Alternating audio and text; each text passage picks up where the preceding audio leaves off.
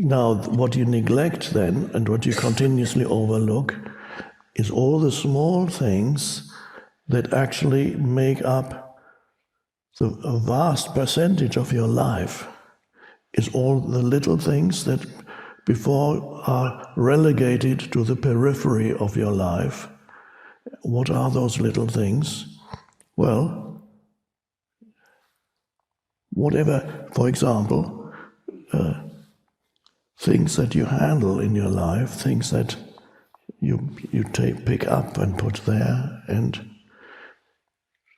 objects around you, the world around you, walking, breathing, looking at the sky, looking at a tree, seeing, breathing in the air, looking at another human being, sensing their deeper aliveness, all the little things that constitute life, even if you are a so-called VIP in the eyes of the world, which is pretty meaningless, it's just a narrative, and you go from one significant thing to another, but all the steps that you take, even if you get picked up in a limo, as I sometimes do when I go for a talk, the organizers send a limo. Well, a car, big, with plenty of room in the back, that's a limo, and you can stretch your legs. So then it's just very little things. You walk to the car, and you breathe, and then you get in and you sit. Okay, well, it's just you're sitting somewhere and breathing and looking. You're looking out of the window. And then you arrive at a venue and you take a few steps into the car and you sit again. And then you walk onto the stage. It's all little things. And even whoever, if you're the Pope or the president of a huge corporation or the president of a country, it's still the same. Life consists of small things, all the things that look at just your relationship with objects. This is usually overlooked because every object is treated as a means to an end. But if you live in a way that is more present, then the objects may still be a means to an end, but they are also giving just short attention, just picking up a glass. There is pleasure in enjoyment in even just looking at a glass and the water and drinking.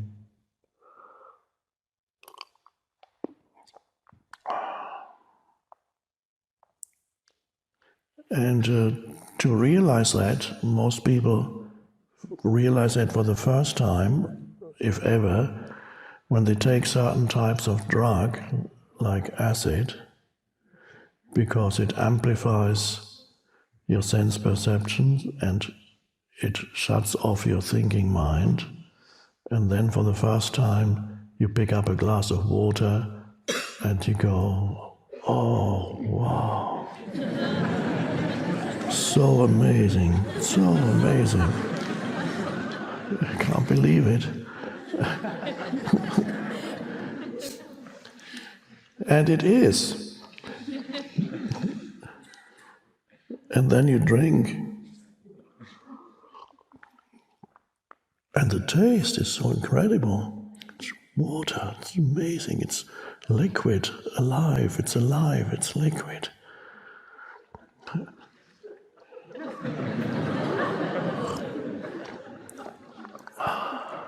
No, I haven't taken acid before coming here. It's just giving it your fullest attention without interference of thinking, just awareness.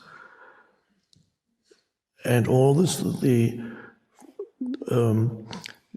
the background then to that state of inner peace or contentment is all the aliveness of everything around you. When you pick up something, put it in your suitcase, pick up something else, and fold it. That's a nice thing to do. Taking a fruit, maybe peeling it or biting into it. The present moment in its richness that is usually overlooked because you're looking for something more significant. But even the most significant thing, let's say you got the Nobel Prize, can come to Oslo. I think there's one Nobel Prize that goes from people come to Norway for, that's peace. So, and then you stand on the balcony of that hotel that overlooks the square where the parliament is, I think. Apparently that's where they go. And there you are. I have made it. You're just standing on a balcony, looking and breathing.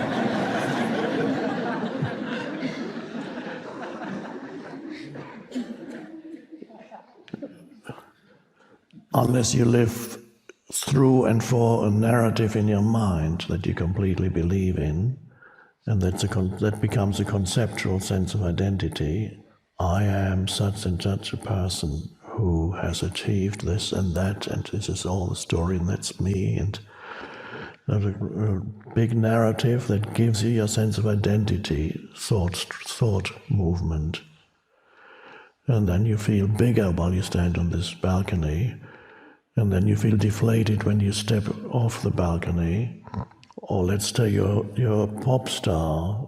What's the word that you use? A rock star. That's millions of people say, wow, wouldn't it be great, especially youngsters, wouldn't it be great to be a rock star? You can do anything, and people... And of course they experience this in a magnified way. They are on stage and energy moves through them, and then they walk off stage, and they are regarded as gods by the audience, and they go, let me only touch you. I hope nobody does that to me, but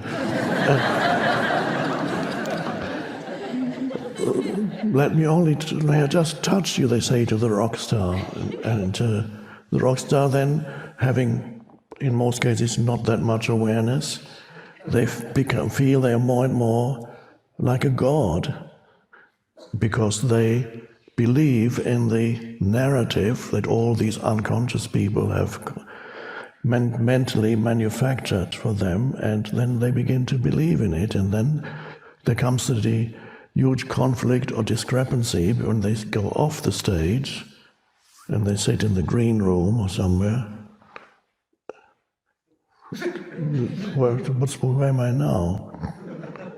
And then they have to take drugs, because what happens, there's a sense of a lack returns much more strongly than ever before, a sense of lack and insufficiency. So I need another fix, a drug, or I need to smash up my hotel suite. That's what they do, rock stars, apparently. And that enhances their sense of self a little bit more.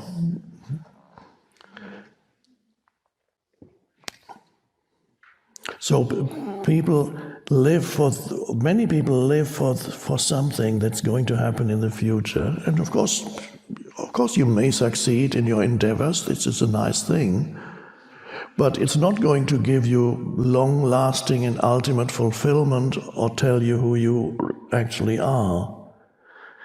It's fine to achieve things, especially if they are beneficial, but for humanity and the totality on the planet, it's lovely to have that, but even that doesn't make up your identity.